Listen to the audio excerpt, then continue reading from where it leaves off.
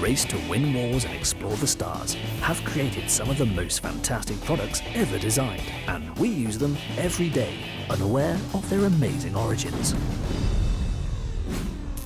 On Wicked Inventions. Tracked vehicles from farm to war and tank back to tractor.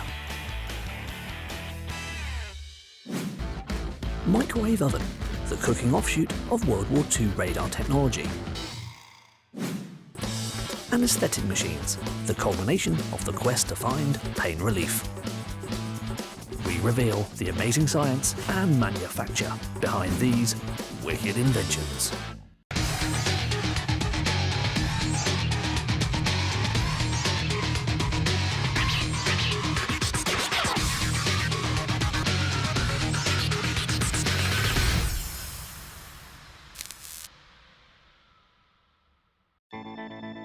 One of the vehicles that revolutionized warfare in the 20th century was the tank.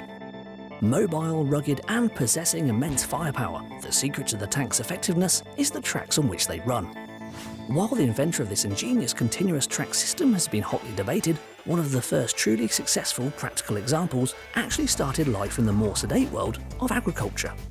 In Grantham, in the early 20th century, a firm called Hornsby invented the caterpillar track to make a tracked vehicle. In effect, what you have is a vehicle that runs on wheels, and you wrap the road around the wheels. So as the vehicle proceeds, it puts down its own road, goes across it, picks it up, and goes on laying it down in front. The track's effectiveness was due to its ability to adapt to the terrain. The slack in the track allows it to conform to different features like rocks, with its tread gripping the surface, while the load of the vehicle is spread across a large area, preventing it getting bogged down. With machine gun fire and boggy terrain preventing effective troop movement on the Western Front, it is no wonder the British viewed a tracked vehicle as an answer to breaking the stalemate of the First World War. A man called Ernest Swinton proposed that an armoured vehicle should be made with appropriate caterpillar tracks to get across the countryside. And the man who really took it up was Winston Churchill. He established a committee to examine the idea, and the first of the prototypes was built in Lincoln. It's called Little Willie, and you had this thumping great engine, this great big tin box. No one could really see out of it. You were looking out of a little slot trying to work out where you were. The guns were mounted on the side of it because the track went clean round the outside of the vehicle and you had nowhere to put a gun. Oh, it was a miserable thing, but it was very effective. From these humble beginnings, tanks went on to dominate the battlefields of the 20th century, and the effectiveness of tracks has seen the system used continuously on a wide range of civilian vehicles. From farm to war, tank to tractor, continuous tracks are truly a wicked invention. The tracked vehicle has come a long way since their invention at the turn of the 20th century, and AGCO's Challenger MT765E is the latest type of tracked agricultural vehicle. When it entered production in 1986, the Challenger was the world's first rubber-tracked agricultural tractor and is now manufactured at AGCO's Jackson, Minnesota facility in the USA. Track tractors are sold anywhere from Australia to Zimbabwe and from America to New Zealand, so they're all over the world. The biggest advantage to tracks is that it has a very wide, very long footprint. It has very little soil compaction, which affects your yields and your soil conditions year after year. One of the biggest benefits of a track tractor is you have a suspension built into the mobile track system. That really helps the ride quality of the operator. And people across the world have said that once you go to a track tractor, you'll never go back to wheels. Building the Challenger requires multiple tasks and parts being assembled simultaneously and then brought together on the final assembly line to create a finished vehicle. This process can be broken down into three main assembly lines: the MTS or Mobile Track System, the cab, and the main line, where the parts are built off the powertrain and the MTS and cab are added when complete. For the tractor assembly, we've been as high as 12 units a day, 2 shifts. But generally from the beginning to the end of the process to build the tractor, it takes about a week. And during that week, not every step is actually putting on parts. There's only about 2 days worth where we're actually putting on parts. And that'll happen in 17 workstations. The main assembly line starts with the transmission being set onto an assembly cart that will help move the tractor through the assembly process. The Challenger transmission must be extremely robust and has 16 forward gears for greater power control. The transmission has now been attached to a sub-assembled frame. On this frame, a variety of hydraulic hoses and tubes needs to be installed in preparation for the engine to be married or joined to the unit. There will be 30 to 40 tubes per tractor, which will be connected to cooling and fuel systems, with 15 to 20 of them installed at this point. The monster 16.8-litre V12 engine is then installed. End of 1986, the first Challenger rolled off the end of the line, and they made that tractor as the Challenger Model 65. That tractor was 265 engine horsepower. And to put this in perspective, as things have changed over the years, we don't even make a tractor that small anymore. That was a huge tractor at the time. Today, the tractors are up to over 600 horsepower.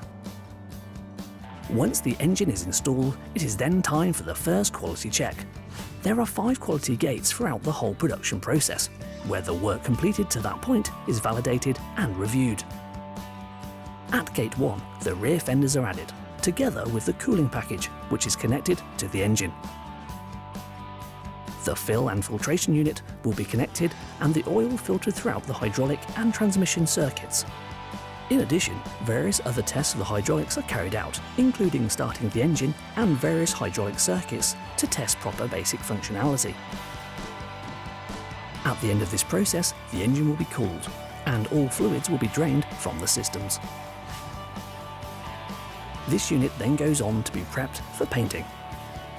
This involves the tractor being washed with water which has been purified using reverse osmosis, which removes many types of molecules and ions from the water, including bacteria.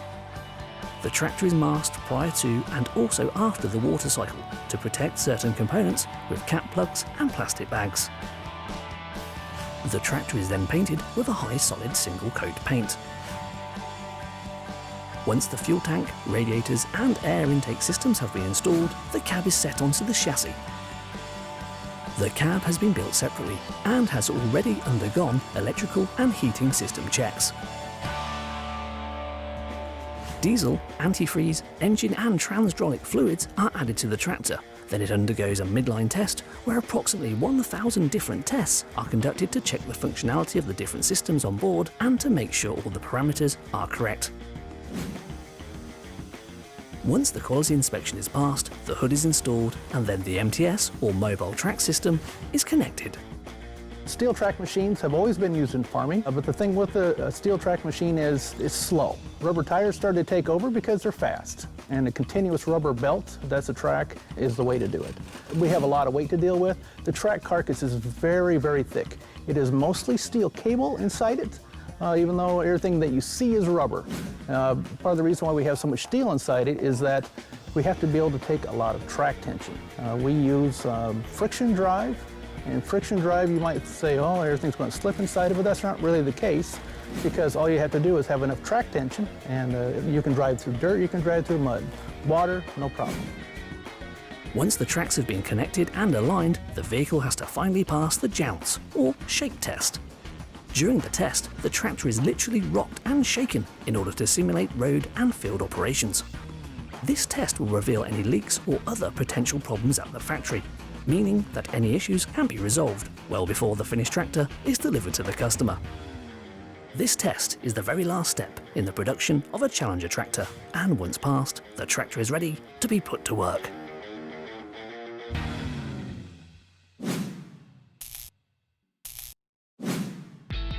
The microwave is a familiar sight in most people's kitchens throughout the world. With its ability to rapidly heat food, it is everyone's choice for cooking the snatched after-work ready meal or knocking up a speedy bowl of porridge in the morning. But this fantastic culinary marvel was actually born out of World War II radar technology. During World War II, the Allies perfected a piece of equipment called a cavity magnetron. The magnetron generated high-powered microwaves which could be used in compact radar sets that could detect much smaller objects and with smaller antennas than the radar that had previously been used. At the end of the war, a team led by the self-taught engineer Percy Spencer began experimenting with this wartime radar technology to understand what industrial applications it could be used for, and by chance stumbled upon an interesting characteristic of the electromagnetic waves produced by the magnetron. There were some engineers working for a Raytheon company on a piece of radar equipment, and one of the leading scientists suddenly noticed the chocolate bar in his pocket was melting, and he couldn't quite understand it. And then he did further experiments and realised it was the microwaves from the radar set which he was working on, which was then causing this to melt. And he then set up some further experiments just on this. And very quickly, people realised that it was a very, very efficient way of heating food of almost any description. Spencer's employers, Raytheon, were quick to see microwave's potential and unleashed the first oven onto an unsuspecting world in 1947. Standing at nearly 6 foot high, weighing a hefty 340 kilograms, and retailing at an eye-watering $20,000 in today's money, it was aimed squarely at the catering industry. But by the late 1960s, smaller and cheaper microwave ovens started to appear in domestic homes, and by 1975, microwave ovens were outselling their gas-powered cousins. So, how do these awesome ovens actually work? A microwave works by producing radio waves in a small environment in order to heat your food. We think of radio waves as what you hear on the radio itself, but what a radio wave is actually is a form of energy that is transmitted. So in a microwave you have a coiled wire that is heated, electrons are stripped off that, and then spun around in the presence of a magnet. In doing so you produce radio waves, and what we do is we produce radio waves at a very specific frequency, and that's the one that heats water. As most food contains a large amount of water, these radio waves go into the food, heat up the water molecules, and in doing so that transmits the heat to the rest of the food. What's special about radio waves is that metal will essentially stop them. So your microwave is actually contained in a container of metal, and that reflects the radio waves back to the food. Microwaves are not just used for heating food. Your mobile phone also uses microwaves to communicate to transmission towers, but as these are of a low intensity, they will not actually start to cook you. And microwaves are still used in modern radar systems. We are exposed to a full range of radars, including police speed control, weather and air traffic control radars that have little impact on the human body. But one type of military radar reminds us of the dangerous power that radio waves can produce. Radar and the radar emissions at particular frequencies, certainly close up, are very, very dangerous. One specific type of radar is called a fire control radar, or to target a ship or an aircraft. And these are very, very powerful. Instead of a beam which is quite all round to give an overall picture, they're very localised, almost like a pencil beam, to lock up an aircraft. Clearly the power which goes through them and with the frequency means they are pretty dangerous. Certainly I know of one episode when a quick trial was taken with a particularly high power fire control radar, when somebody actually had a loaf of bread and dropped above the radar and just dropped it down. So the time it took to go through the beam, by the time it landed, it was toast. It was just burnt. It was that strong.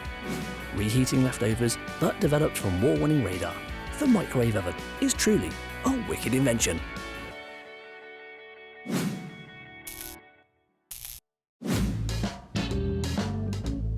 Microwave ovens may have revolutionised our kitchens, but we're going to show you how to create a piece of the sun inside these cracking cookers using nothing more than a grape.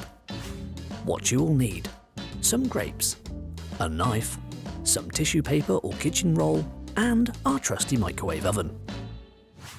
To begin, take a grape and carefully cut it in half, leaving an isthmus, or small piece of skin that connects the two halves. Next, get rid of excess moisture on the grape halves by patting the fruit with a tissue or kitchen towel. The reason? More on that later. Now, place the grape into the centre of your microwave and shut the door. As we are dealing with awesomely fantastic cosmic forces, please be advised to shield your eyes, and as this experiment can damage your microwave, don't try this at home. Our intrepid tester turns the microwave on to full power for 10 to 15 seconds. And behold, the sun appearing inside the oven. Did you see the flaming cloud erupting from the grape? This is a material called plasma, and is known as the fourth state of matter, following on from the other states which are solid, liquid, and gas. So, what is it? Well, plasma is a cloud of protons, neutrons, and electrons, where so much energy has been added that all the electrons become energized, to the point where they become loose from their respective molecules and atoms. On Earth, this makes plasma useful, and we see it used in plasma torches which cut metal, and inside colourful neon signs. But the biggest and best example is our very own sun, whose heat rips off electrons from helium and hydrogen, creating a big plasma ball. But how does it work? When you cut a grape in half, but leave a skin flap connecting the two halves, the result is more or less the right length for it to act as an antenna, which concentrates the full power of the electric fields inside a microwave. These are electromagnetic waves that cause electric current to move back and forth between the two halves of the grape. This current is concentrated in the piece of skin between the two, which will heat up to the point where it bursts into flame, and has absorbed enough energy to briefly turn into a plasma cloud before it dies. And the grape drying? The water in the superheated grape turns to steam that can hinder the creation of the flame, so patting the fruit with paper minimises the amount of steam present in the reaction. So, there you have it, a little piece of the sun created inside a microwave oven. Alleviating the pain of the wounded soldier has gone hand in hand with easing the experience of a civilian undergoing the surgeon's knife. Until the 19th century, the best a patient or wounded man could hope for was their pain to be eased by drinking alcohol, a solution that was not in the best interests of them or their surgeon. So as you can imagine, in the early days of anaesthetics, it was quite traumatic for the patient to have to see them actually have, for instance, their leg being amputated. Also for the surgeon, it would be a problem because not only would the patient be moving and struggling, but also they would have to perform the operation quite quickly, perhaps without not much technique, just to try and get the procedure done in a timely manner. This could lead to a lot of blood loss and perhaps a suboptimum procedure being done. Although herbal sedatives based on plants like the opium poppy had been used by the ancient Chinese and Mesopotamians for thousands of years, in 19th century Europe and America, other potential anaesthetics such as ether and chloroform were being experimented with. With the first successful public demonstration of pain relief due to ether administration in 1846, these substances seemed to offer the answer to pain-free surgery. But with their use came risks. Patient deaths started to mount up as the varying dosages required was not understood, and overdoses and long-term illnesses resulted from their use. With the things like ether and chloroform, it was quite hard to get the doses right for each individual patient. Everybody's very different in their size and also their body mass, and that may be a difference between muscle and fat distribution, which will distribute drugs differently within the body.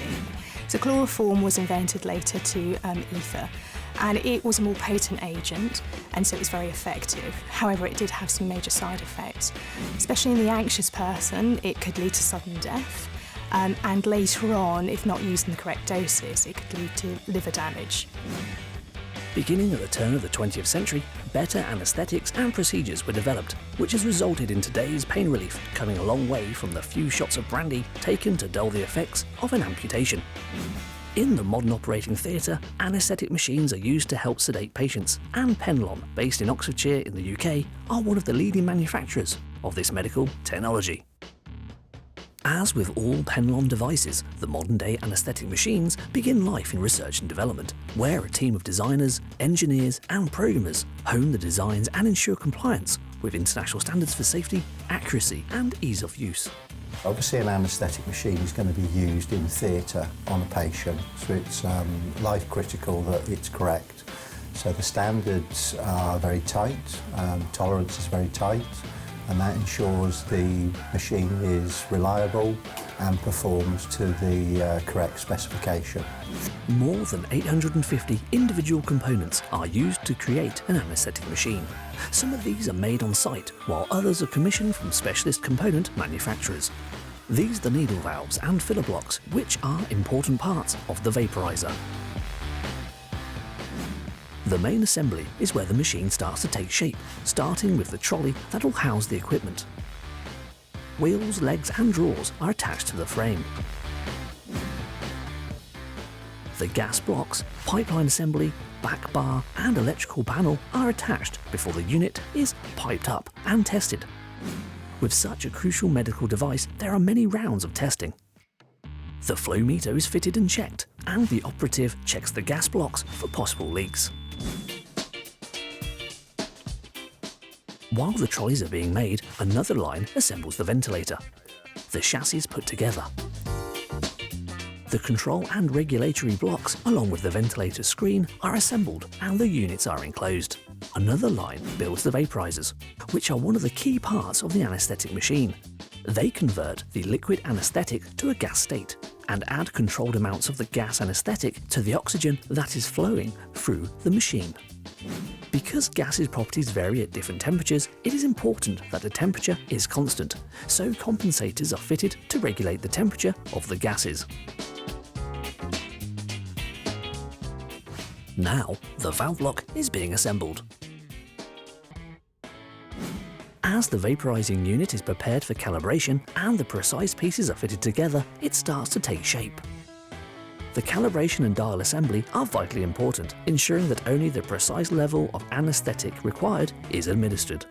Pre-calibration, we fill the vaporizer up with agent because it needs to be calibrated with agent in the vaporizer. We then sit the vaporizers for 2 hours to climatise. They then go into the test room where they're calibrated using laser refractometers. These components go through rigorous quality control checks, with gases being passed through the devices and the results being scrutinised. After testing, the vaporizers are drained and dried, so no residual liquids are left inside. Then the filler block is assembled. Another important element of the anesthetic machine is the absorber, which removes the carbon dioxide from the system. The absorber is assembled with heaters, and the electrical boxes are added and tested. The absorber and ventilator are tested. Displays and monitors are added before further tests. When all the extensive checks have been completed, the anesthetic machines are shipped out to hospitals in more than 100 countries across the world. To build a typical spec anesthetic machine, including A200 absorber and ventilator, would take approximately 24 man-hours if one person were to start from beginning to completion. On top of that, we also would have approximately 8 hours test time for a complete system. Enabling doctors to perform life-saving and life-changing surgery, anesthetic machines are truly a wicked invention.